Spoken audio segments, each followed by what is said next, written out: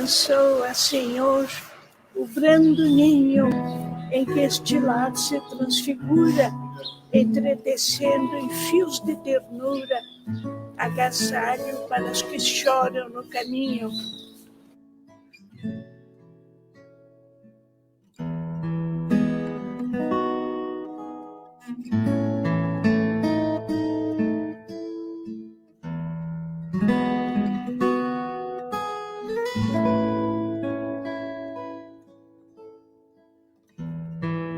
O Abrigo Espírita Oscar José Pitã foi fundado em 1949 e desde então vem amparando o idoso carente com muito amor e dedicação.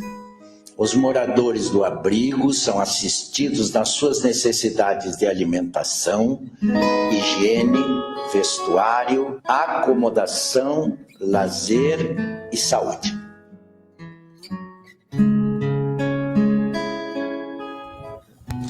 Mergulhamos no escuro torvelinho de nossa própria senda, estranha e dura. Avançamos nós mesmos à procura do asilo tutelar do teu carinho. O abrigo é também uma sociedade espírita organizada no sentido da divulgação do espiritismo. Suas atividades se desenvolvem através de reuniões de exposições doutrinárias, grupos de estudos, reuniões mediúnicas, transmissão de passes, atendimento fraterno, entre outros.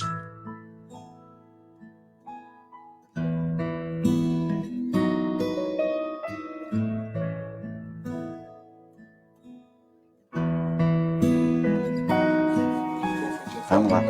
Ensina-nos assim em toda parte a exprimir-te as lições ao reencontrar-te em nosso irmão que a dor punge e governa. Aos sábados, o abrigo recebe crianças e jovens nas atividades da evangelização, onde as sementes dos ensinamentos de Jesus são plantadas nos corações dos homens de amanhã.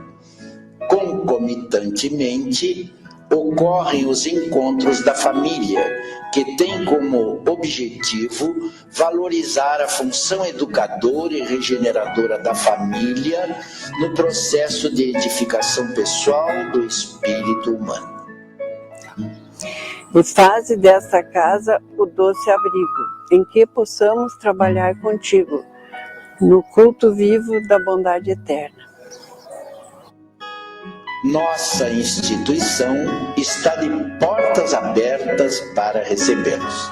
Venham participar conosco.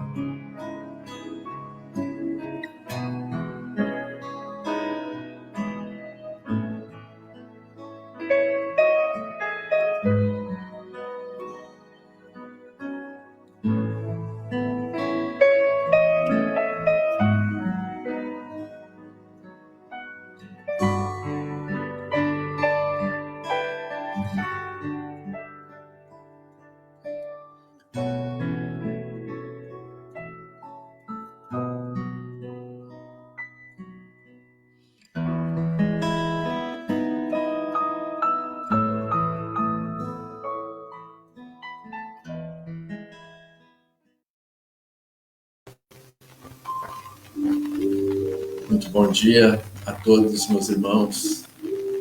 Bem-vindos a mais esta reunião, que possamos aproveitá-la agradecendo a espiritualidade, ao Mestre Jesus, porque temos a oportunidade de nos reunirmos, que possamos aproveitar da melhor maneira possível o que nos será trazido esta manhã. Nós iniciaremos o nosso trabalho fazendo uma leitura de harmonização e após faremos uma prece. E a nossa leitura está no Evangelho segundo o Espiritismo, no capítulo 24, que tem como título: Não ponhais a candeia debaixo do alqueire. no item carregar sua cruz, quem quiser salvar a vida, perdê-la.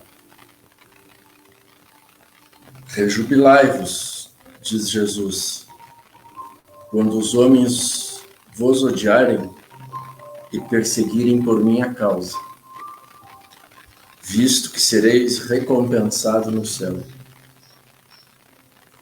Podem traduzir-se assim estas verdades. Considerai-vos ditosos, quando haja homens que, pela sua má vontade para convosco, vos deem ocasião de provar a serenidade de vossa fé. Porquanto o mal que vos façam redundará em proveito vosso. Lamentai-lhes a cegueira, porém não os maldigais. Depois acrescenta: tome a sua cruz aquele que me quiser seguir. Isto é, suporte corajosamente as tribulações que sua fé lhe acarretar, dado que aquele que quiser salvar a vida e seus bens, renunciando a mim, perderá as vantagens do reino dos céus. Enquanto os que tudo houverem perdido neste mundo, mesmo a vida, para que a verdade triunfe, receberão na vida futura o prêmio da coragem, da perseverança e da abnegação que deram prova. Mas aos que sacrificam os bens celestes aos gozos terrestres, Deus dirá: já recebestes a vossa recompensa. Então, meus irmãos, após essa nossa leitura, vamos nos preparar para a nossa prece. Convido a todos os irmãos para que possam serenar os pensamentos, fechar os olhos físicos e buscar o reino de Deus pelo pensamento. Sentir a espiritualidade que nos rodeia, que nos assiste, que nos ampara. E agradecer. Senhor Deus, sublime Pai, nos deste a vida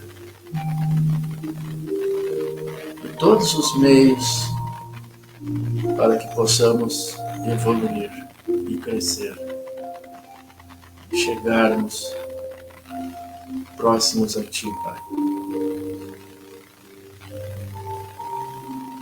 Nosso caminho, encontramos as ferramentas necessárias para o nosso progresso. E elas nos chegam de variadas maneiras, formas, que possamos fazer os nossos esforços no sentido de buscar sempre a conexão contigo, Pai, com o nosso Mestre Jesus, para que a nossa caminhada se fortaleça e que possamos nós, neste aprendizado, ser útil na seara do nosso Mestre Jesus. Agradecidos por mais esta oportunidade que nos é dada. Nós vamos iniciar os trabalhos dessa nossa manhã, pedindo, Pai, o amparo para o nosso irmão Glauber, que fará um comentário para nós esta manhã e que possamos aproveitar. Que assim seja. Nós passamos, então, de imediato a palavra para o nosso irmão Glauber para o comentário da manhã. Um bom trabalho, Glauber. Obrigado, Flávio, o irmão Flávio. Bom dia a todos os irmãos que estão nos acompanhando pelo Facebook. Lembrando que o trabalho vai ser reprisado também na noite de quinta-feira, às 20 horas. Então a gente também aproveita e dá a boa noite. Que a paz do nosso Mestre Jesus esteja neste momento, entrando em cada coração e em cada lar. O tema do dia de hoje, a resignação na adversidade. É fato que olhando, percebendo o mundo em que vivemos, o sofrimento ele está por todos os lados. Ao sairmos de casa, encontramos facilmente pessoas nas ruas, crianças procurando comida, acidentes, tragédias. E às vezes ficamos nos perguntando que mundo é esse. A doutrina espírita nos explica que estamos vivendo num planeta de provas e expiações. Ela nos diz que estamos dentro de uma classificação que se inicia nos planetas primitivos, onde a vida se inicia, e vai até os mundos divinos. E o nosso planeta, classificado como um mundo de provas e expiações, vem logo após os mundos primitivos. E a dor e o sofrimento é a marca destes mundos. O próprio nome já diz, provas e expiações. Vemos pessoas com fome, enquanto nas cidades grandes, por exemplo, ou perto de restaurante, as pessoas jogam fora comida que poderiam alimentar ainda várias pessoas. Então a gente começa a se perguntar por que tanto sofrimento e por que nós sofremos. Há um livro interessante, Carlos Torres Pastorino, e que eu já comentei numa outra oportunidade, que ele faz uma comparação entre a física e as questões da espiritualidade, e que nos mostra que através de um fio, quando passa uma corrente, gera uma energia magnética ao seu redor, o magnetismo. Se fizermos uma comparação com o nosso corpo, em que estamos, a mente a todo momento está descarregando faíscas elétricas que caminham pelo corpo. E com certeza, fazendo essa comparação, ela gera em torno de nós esse magnetismo. Mas percebendo o teor dos nossos pensamentos, nós vamos perceber por que estamos nesse planeta. Nossos pensamentos, por mais que nos esforcemos a pensar no bem, ainda fraquejam. Mas por que a dor? Por que precisamos da dor nesse planeta? O fato é que a dor sozinha, ela não gera evolução. Nós precisamos refletir o porquê dessas coisas.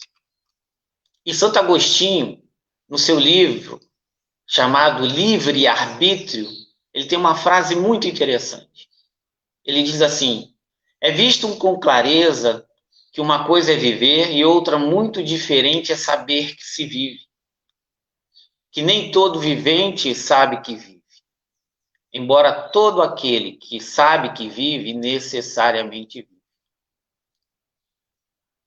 Bezerra de Menezes também falava que uma vida sem reflexão é uma vida mal vivida. Então, diante de tudo que nós estamos vivendo, desses sofrimentos, guerras, mortes, refugiados, tantas dores, a gente percebe que nós só temos duas escolhas. Ou aceitamos a dor e trabalhamos, continuamos trabalhando, ou agimos com a rebeldia. E temos que lembrar que Deus é amor. Se Deus é amor e nós somos a criação dele, é porque nós também somos puro amor. E nos rebelarmos contra tudo e contra Deus é caminhar no sentido contrário do amor. E cada vez mais nós vamos nos distanciar de Deus. Mas eu tenho que aceitar, e aí nós vamos buscar o verdadeiro conceito da palavra resignação. Porque resignar-se, para se resignar, é necessário muita coragem. Pois a revolta, ela faz parte da cultura atual. A cultura atual, ela prega e exemplifica a rebeldia. Mas dominar-se, para tornar-se obediente às leis de Deus, que é lutar contra si mesmo, muitas vezes nós não temos coragem. Somos capazes de tudo, de todo tipo de coragem. Mas quando enfrentamos a nós mesmos, nós fraquejamos. Olhando por esse aspecto, a gente lembra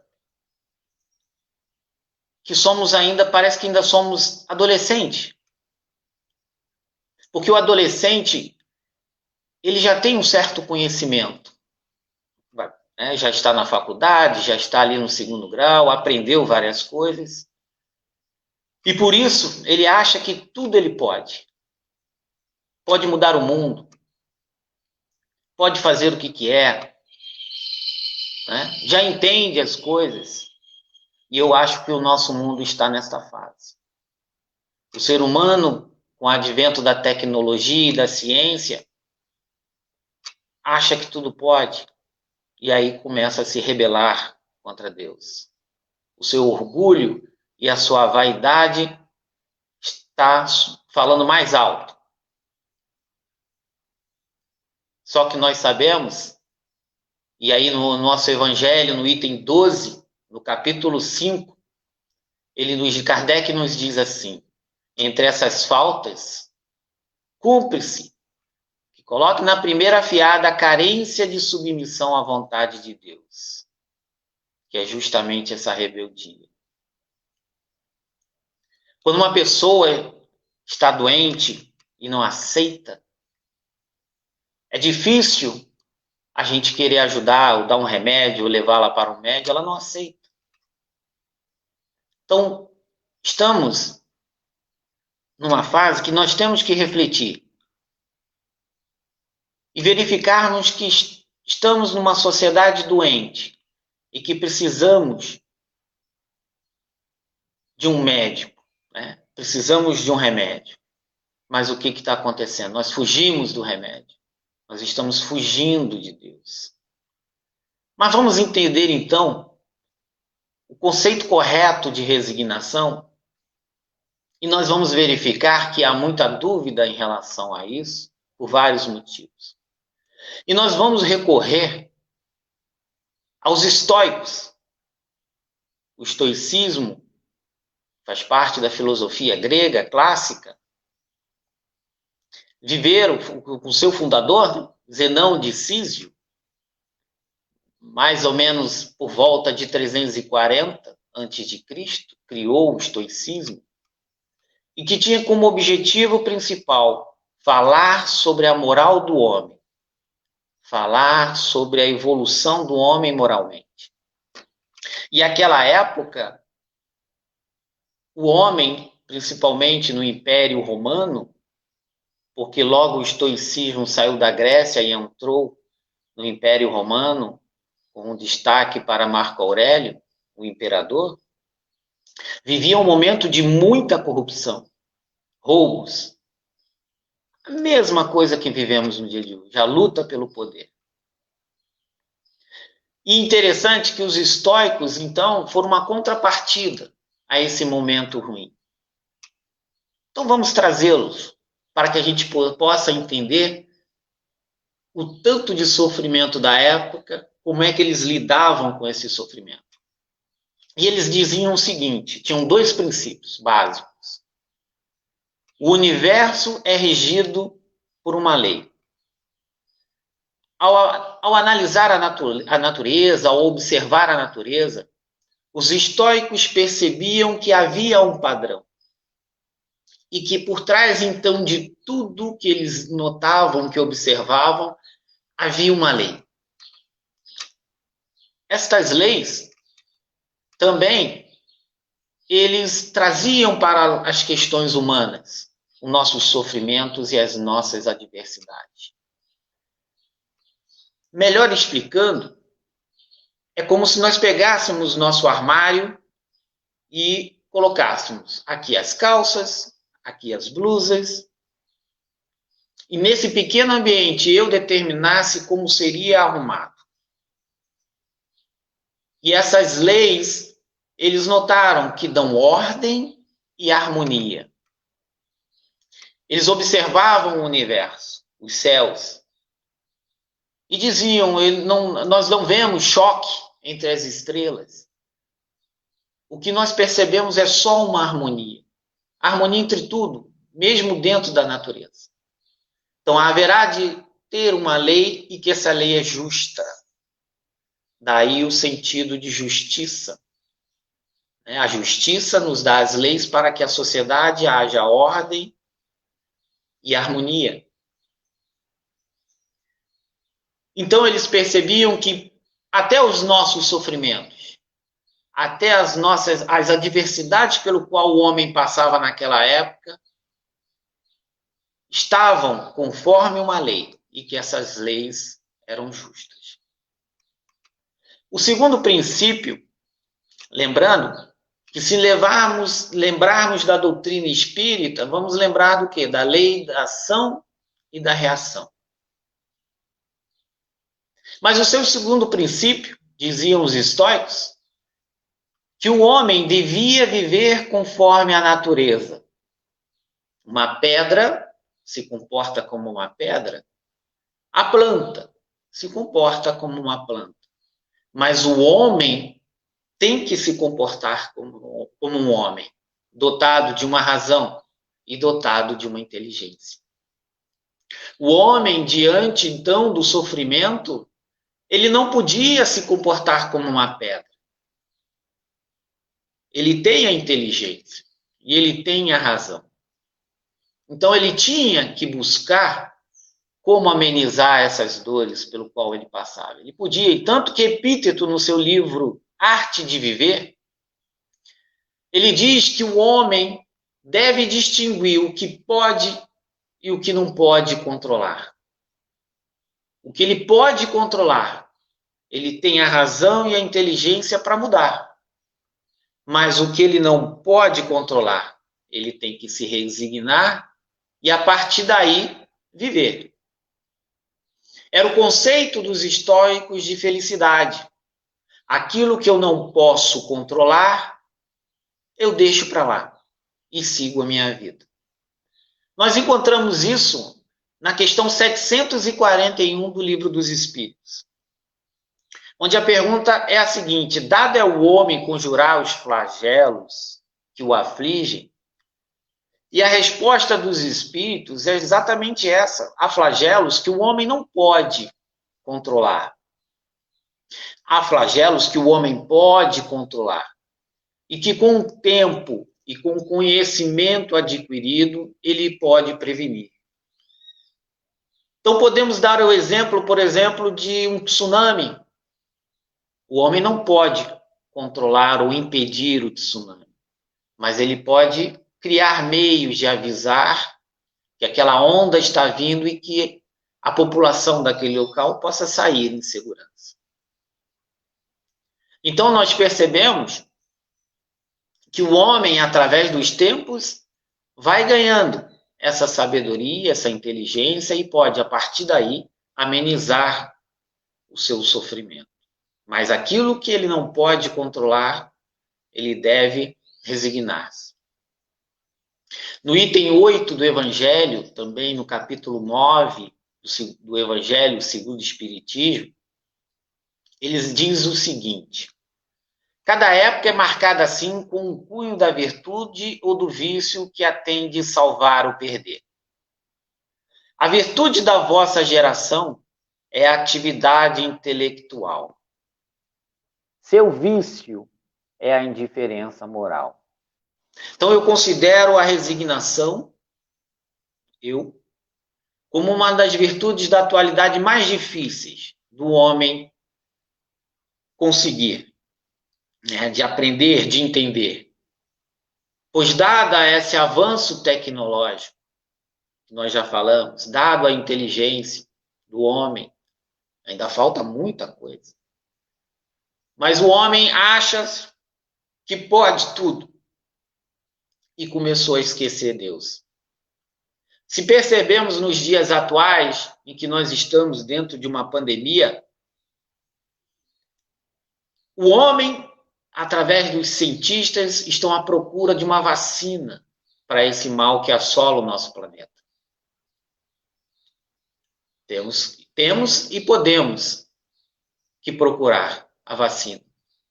Mas nós não podemos esquecer de Deus.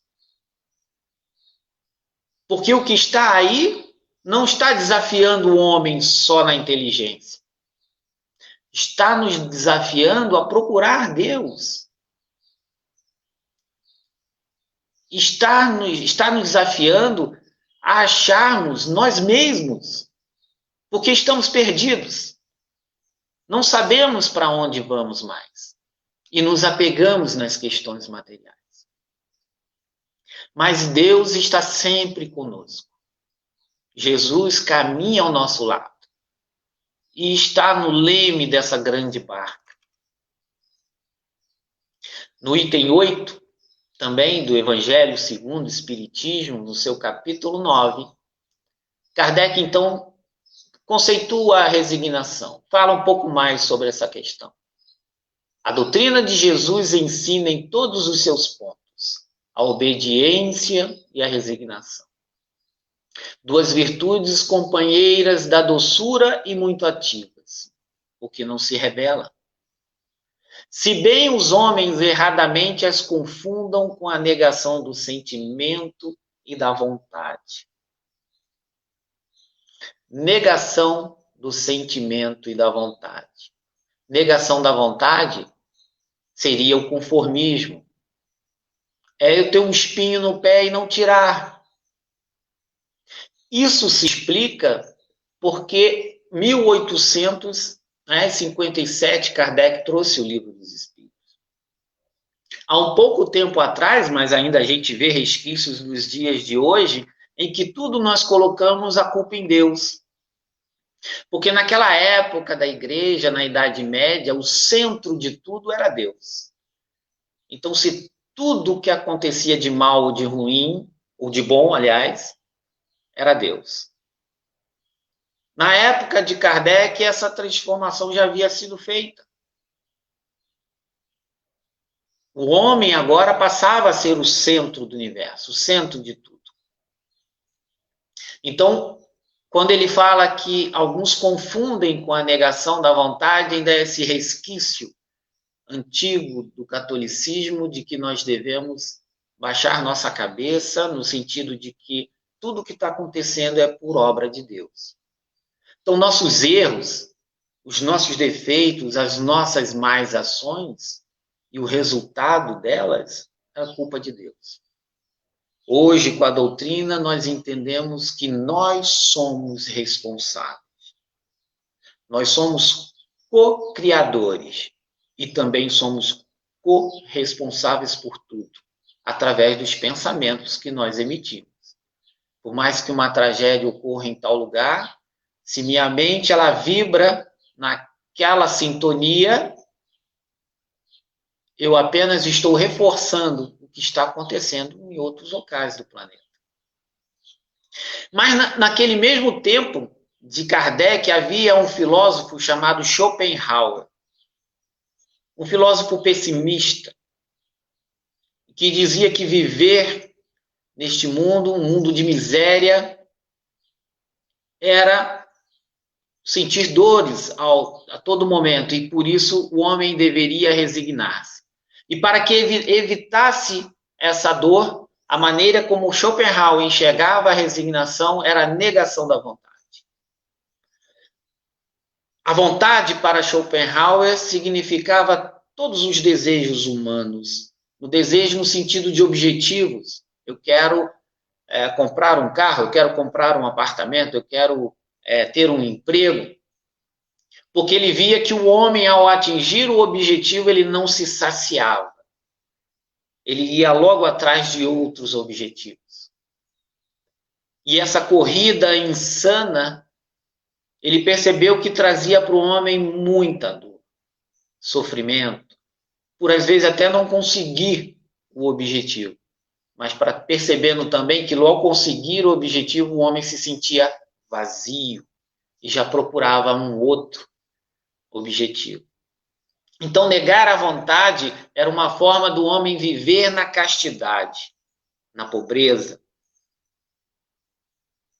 E Schopenhauer bebeu muito da fonte do budismo.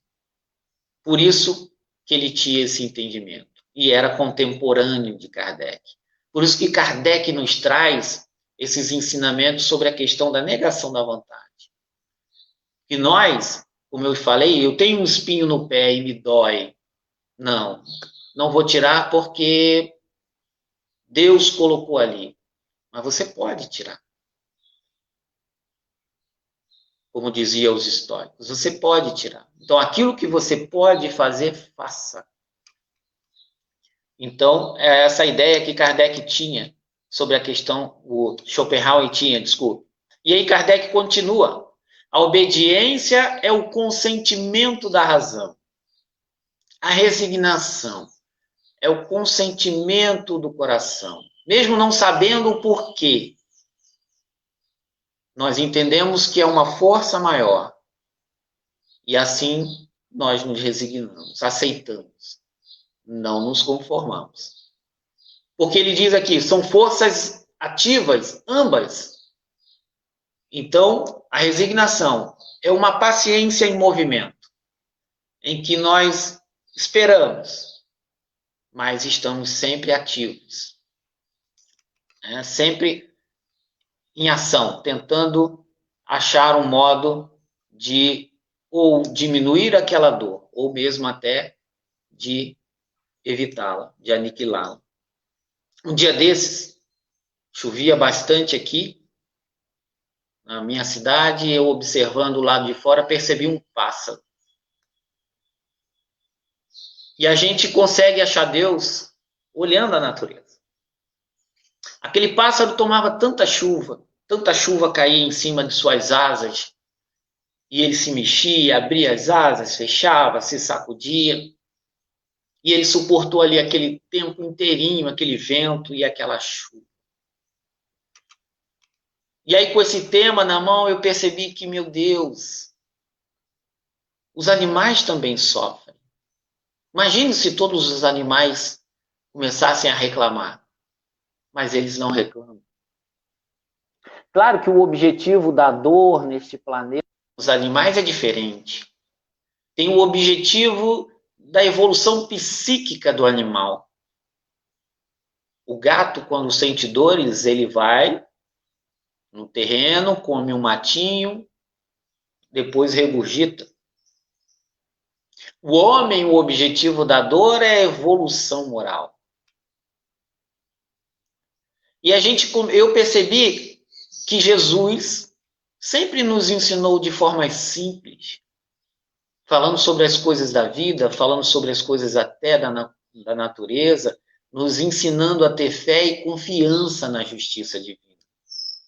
E eu lembrei das suas palavras, e que estão em Mateus, no capítulo 6, versículo 26, e que ele diz assim: olhai as aves do céu, não semeiam, nem ceifam, nem recolhem nos celeiros, e vosso Pai Celeste as alimenta. Não valeis mais do que elas? Então, a gente começa a perceber que a gente não pode esquecer Deus. Ele está ao nosso lado. Está sempre ao nosso lado.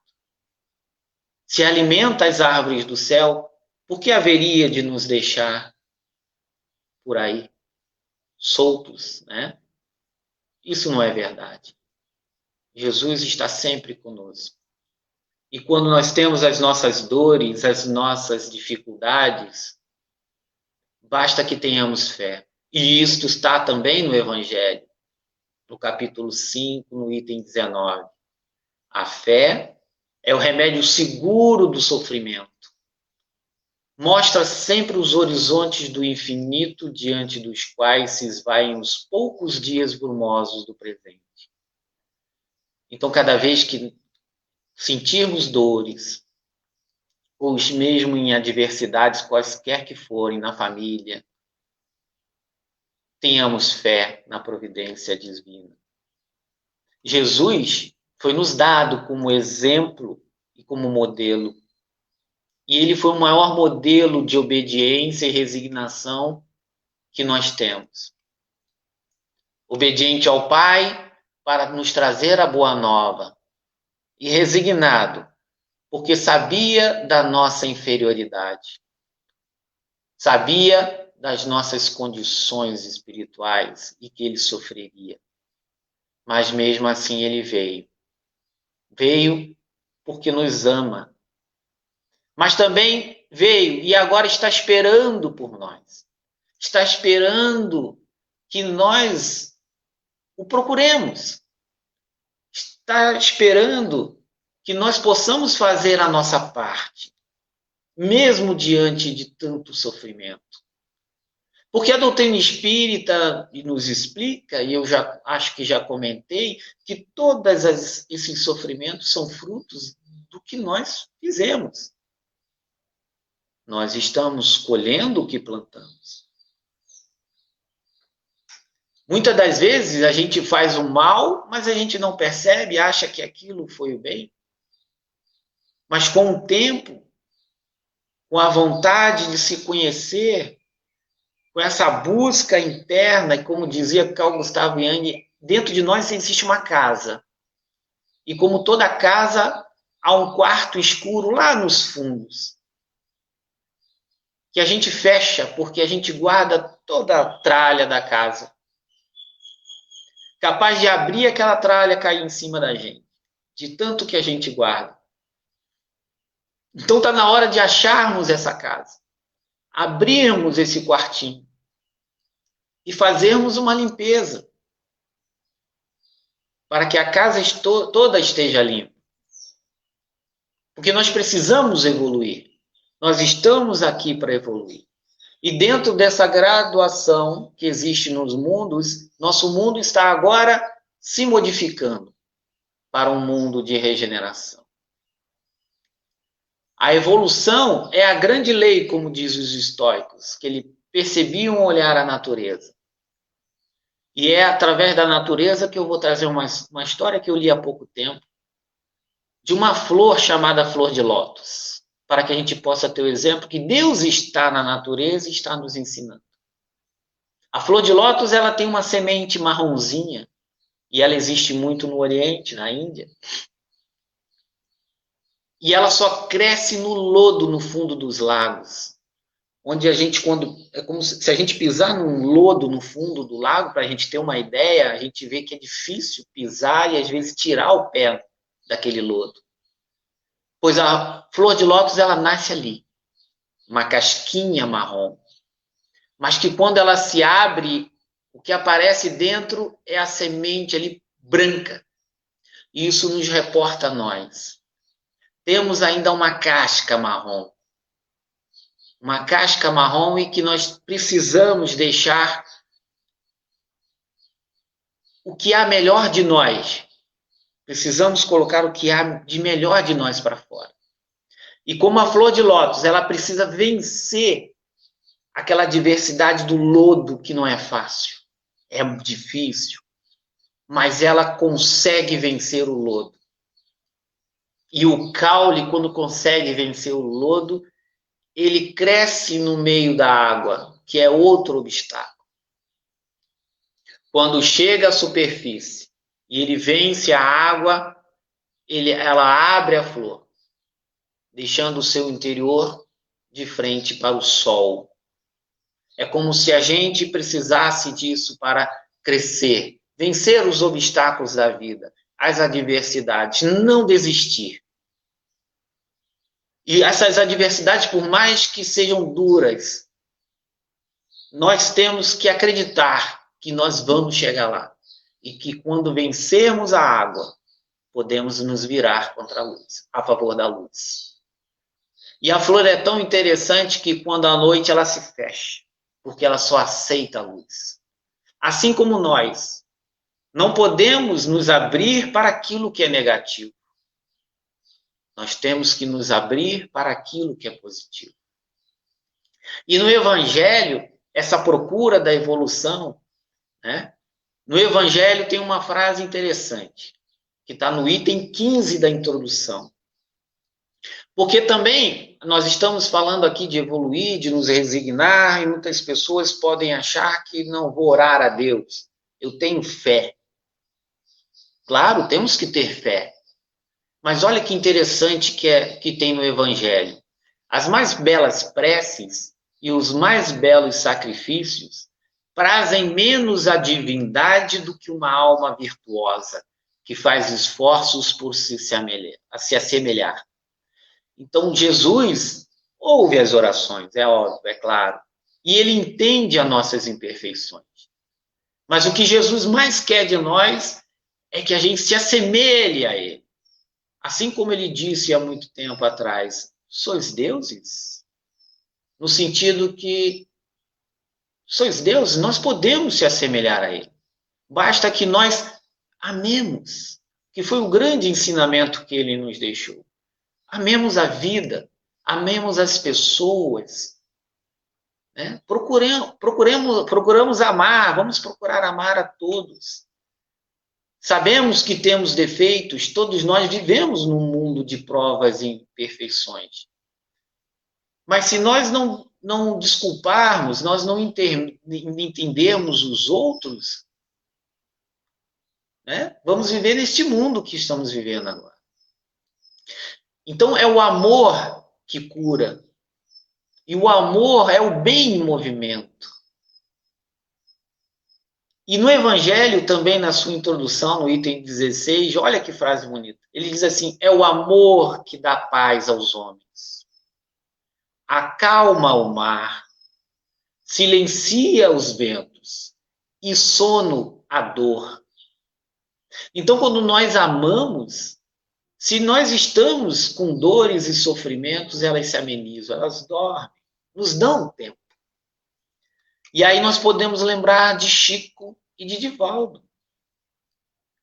Chico e Divaldo, nós todos já sabemos que quem acompanha a vida e as palestras, ele nos conta. Quantas vezes nas suas palestras ele sentia dores horríveis, mas que ao começar a palestra, ao falar sobre Deus, ao falar sobre Jesus, aquelas dores se amenizavam. Então, a dor, a fé, o amor, desculpe, e a fé é o remédio para os nossos problemas. Então, a gente não pode, a gente não devemos tentar não reclamar da vida. Tem aqueles que reclamam da sua casa Mas existem tantos sem casa, sem lar. Tem aqueles que reclamam do carro, mas tem tantos que andam a pé sob um sol fortíssimo e sobre as chuvas. Tem aqueles que reclamam da comida.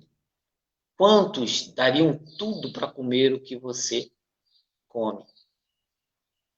Então, o segredo de tudo, daquilo que nós estamos recebendo porque nós somos os responsáveis, para que nós possamos sair desta situação, é preciso que nós amemos.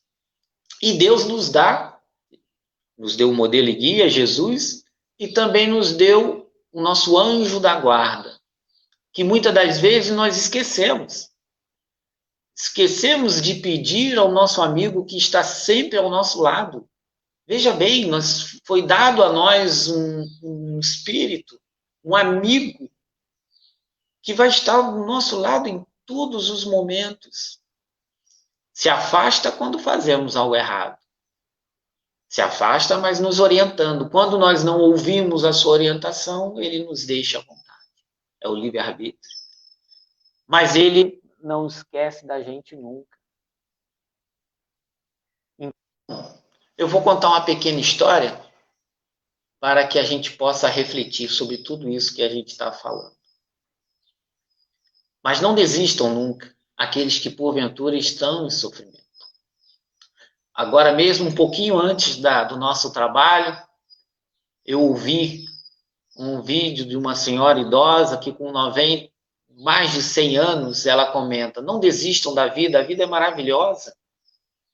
Ame. Eu queria sair, meu filho, não, mãe, não saia, está chovendo. Eu não me dobro à velhice. Porque eu tenho meus filhos a exemplificar. É claro que cada um tem a sua situação, né? Existe o seu contexto. Mas nós é que vamos saber, cada um saber, se eu estou me conformando com a situação em que vivo, ou se realmente eu estou agindo. Então ele diz assim a história: pai, começa o começo. É uma história com um autor desconhecido. Quando era criança e pegava uma tangerina para descascar, corria para meu pai e pedia: pai, começa o começo. O que eu queria era que ele fizesse o primeiro rasgo na casca, o mais difícil. O mais difícil e resistente para minhas pequenas mãos. Depois, sorridente, ele sempre acabava descascando toda a fruta para mim. Mas outras vezes eu mesmo tirava o restante da casca a partir daquele primeiro rasgo providencial que ele havia feito. Meu pai morreu há muito tempo e não sou mais criança. Mesmo assim, sinto grande desejo de tê-lo ainda ao meu lado, para pelo menos começar o começo. De tantas cascas duras que encontro pelo caminho. Hoje, minhas tangerinas são outras. Preciso descascar as dificuldades do trabalho, os obstáculos dos relacionamentos com amigos, os problemas no núcleo familiar, o esforço diário que é a construção do casamento, os retoques e pinceladas de sabedoria na imensa arte de viabilizar filhos realizados e felizes. O enfrentamento sempre tão difícil de doenças, perdas, traumas, separações, mortes, dificuldades financeiras e até mesmo as dúvidas e conflitos que nos afligem diante de decisões e desafios. Em certas ocasiões, minhas tangerinas transformaram-se em abacaxis. Lembro-me então que a segurança de ser atendido pelo meu pai quando lhe pedia para começar o começo. Era o que me dava a certeza de que conseguiria chegar até o último pedacinho da casca e saborear a fruta. Além da atenção e carinho que eu recebia, ele também me ensinou a pedir ajuda a Deus, que é o nosso Pai. Meu pai terreno me ensinou que Deus é eterno, que está sempre ao nosso lado e que seu amor é a garantia das nossas vitórias. Então, que nós possamos, diante das dificuldades, das adversidades que nós temos, possamos orar a Deus, pedindo: Pai, começa ao começo, nos dê a intuição, me dá um caminho. E aí, a partir dessa intuição, desse caminho, que nós tenhamos força, tenhamos fé em Deus, que nós possamos chegar na vitória. Então, eu agradeço a todos os irmãos pela paciência e um bom dia a todos.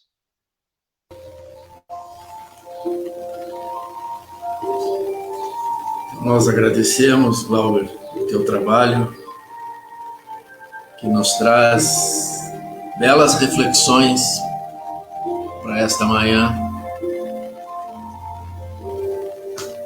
E os exemplos que tu nos traz deixa bem uma proposta para essas reflexões. Quando nos fala daquela peça, daquele quartinho que temos dentro de nós, com as nossas tralhas. Quando fala que estamos num mundo de provas, de expiações, mas que também estamos num processo de transição, que talvez agora, para esse processo, para essa nova era, talvez não precisamos de tantas tralhas para carregar conosco. Está na hora de nos propormos a uma limpeza, uma faxina, né? E que possamos fazer isto à medida que vamos tendo a oportunidade. Obrigado, Glauber, pelo teu trabalho, pelas reflexões que me trouxe. Para encerrar, então, o trabalho desta manhã, nós vamos fazer a nossa prece de encerramento. Lembrando que esse trabalho será reprisado quinta-feira, às 20 horas. Então, que possamos, mais uma vez, fechar os nossos olhos físicos, buscando, mais uma vez, a nossa conexão com essa espiritualidade que nos rodeia. E agradecer. Agradecer a Deus, ao nosso Mestre Jesus, ao Dr. Pitan, Cepete Araju, demais amigos benfeitores que nos transmitem energias positivas, que nos amparam, que nos assistem diariamente. Mesmo que muitas das vezes não nos damos conta da assistência que recebemos. Somos gratos a esses amigos. O trabalho da manhã nos propõe a essa reflexão daquilo que estamos encontrando de dificuldades no nosso caminho evolutivo. Que saibamos aproveitar essas oportunidades que chegam e entendê-las como verdadeiras oportunidades que o Pai Celeste põe no nosso caminho para que sirvam de ferramentas para a nossa continuidade evolutiva. Agradecemos, Pai, por mais uma manhã de aprendizado. E que as energias positivas, benfazejas deste encontro possam atingir a todos neste planeta como uma fonte de alívio, de alento para a caminhada. Assim, gratos por mais este trabalho, encerramos a nossa reunião. Que assim seja. Tenham todos um bom domingo e uma boa semana, amparados pelo nosso Mestre Jesus.